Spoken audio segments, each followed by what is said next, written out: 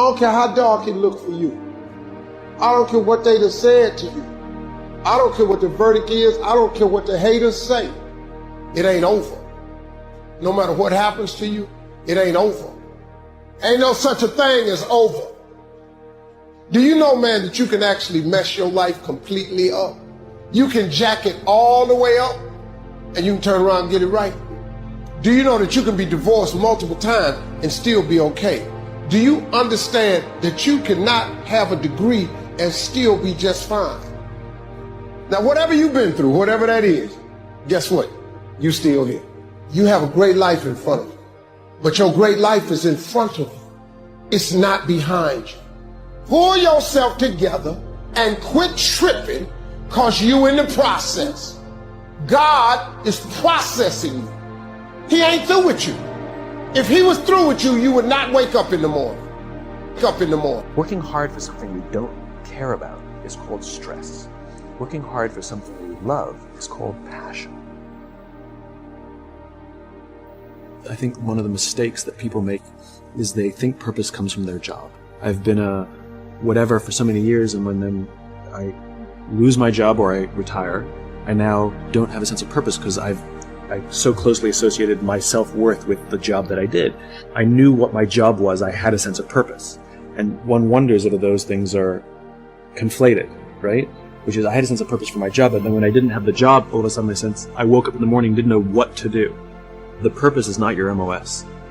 Your purpose is not you're a saw gunner. Your purpose is not the job that you wake up to do every day. Your purpose is something bigger. It's good for you to go take your place in the world. Have some ambition. Have a vision. Have a goal. Have a strategy. Try to be a good person. And not because it's your duty precisely, because that's the proper way to live. We're in danger of undermining all of that. And it's not good for people. One of the things that I've really learned, for example, recently, is that there's a very tight relationship between aspiration and responsibility. All we know is some get the spark and say, I'm going to change my life. I'm going to change my health. There's two ways to see the world. Some people see the thing that they want, and some people see the thing that prevents them from getting the thing that they want.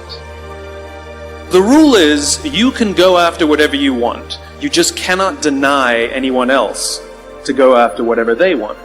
You don't have to do it the way everybody else has done it. You can do it your way. You can break the rules. You just can't get in the way of somebody else getting what they want. Every day I demand more from myself than anybody else could humanly expect. Yes. So you got to keep it moving. We're here to work, commit thy works. This is no place to stand still. This is an incredible opening here. And when you are going through some stuff during the challenging times in your life, if you keep it moving, you'll get out faster. You'll get blessings out of nowhere. Listen to me. Activity, doing the best you can.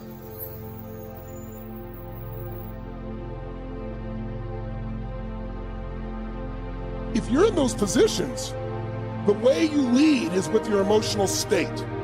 You can't have the certainty that gets you to follow through and get results. You aren't going to get that with low energy. You cannot manage what you do not measure. You cannot manage what you do not measure. Now, the number one thing we have to measure is our level of energy, because it's going to affect the way your brain functions, the way you interact with other human beings, whether a problem knocks you to your knees or whether you truly step up. So that energy is critical. Now think about this. On a 0 to 10, if your energy is a 10, it's that 0 to 10, like unstoppable energy. Literally anybody can give you anything and you're going to pour through it. You're going to find a way. If your energy is like a 5, if it's a 2 or 3, it's over. Now people are going to say and do things they don't even mean, but their partner may not forget it and it hurts. Now we got problems. The only other position is one's high energy, one's low energy. That's another danger zone. Because this person's want to stay good. Well, why aren't you feeling good? And they might even get in a fight over this. So your energy's got to be measured. So shake your body out just for a second.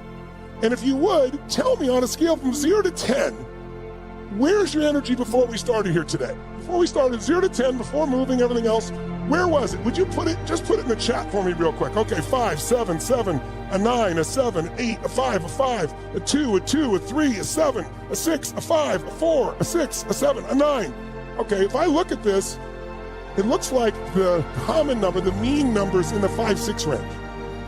So I have a question for you. Would you ever want to date a 5?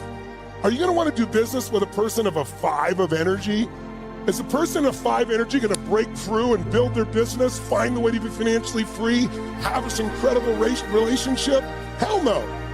So your energy affects everything. So what's the problem? The problem is energy is a habit. Science now shows about 48% of what we do every day is habitual.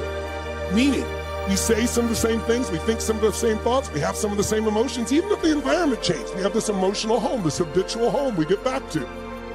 You know what's interesting? You can become awake and you can change where you live emotionally. You can shift it all, but you will not do it without energy. So, if we agree energy is one of the most important elements of success in life, then the question is this: where are you versus where do you need to be?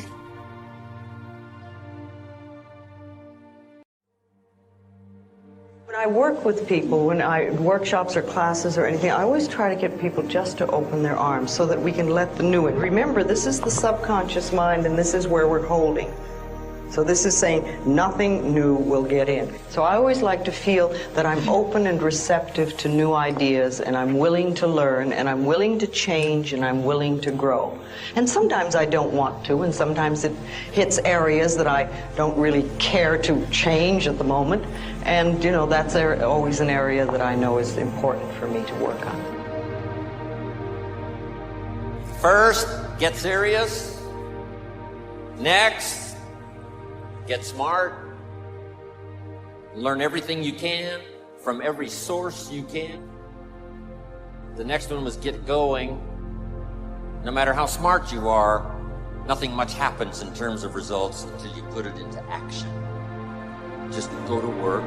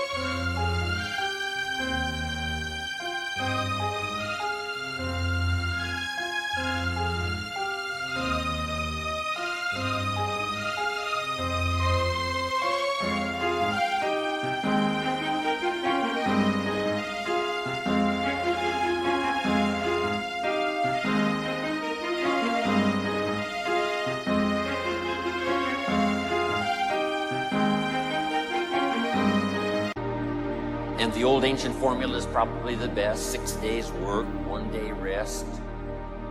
Important not to get those numbers mixed up. Here's why activity is so important. It finally produces the miracle of reality. Yes, we need to be dreamers. Yes, we need to be architects for the future. But the architect needs the bricklayer. The bricklayer needs the architect knowing what to build. But the architect can draw the dimensions all day long. But unless somebody is willing to lay bricks, then the entity and the opportunity is never accomplished. So get going. Here's one that's important, and that is get better. And no matter how long you live, it's possible each day, each year to get better. To get better at understanding the complexity of life and handling a variety of personalities that come your way. Get better at conquering worry. Get better at language that works miracles and helping people see, change their lives. Get better at seeing the vision for yourself so that you can enlarge what you do, that takes in your family, takes in your community, your country. Get better at giving wise advice. Here was the next one. I learned it from my parents, and that is to get away, balance your life. Anything out of balance really doesn't run well, whether it's your life or your automobile or your business. My parents put it this way: don't miss anything. Don't miss the game, don't miss the performance, don't miss the show, don't miss the opportunity. Turn off the television set most of the time. The average American family watches television 6 hours a day. I asked a man one time, what does television cost? He said, $450. I said, no, what does it really cost? Not to own it, but to watch it, what does it cost? I said, I estimate last year it cost you about $45,000, not to own it, but to watch it. To me, I think enlightenment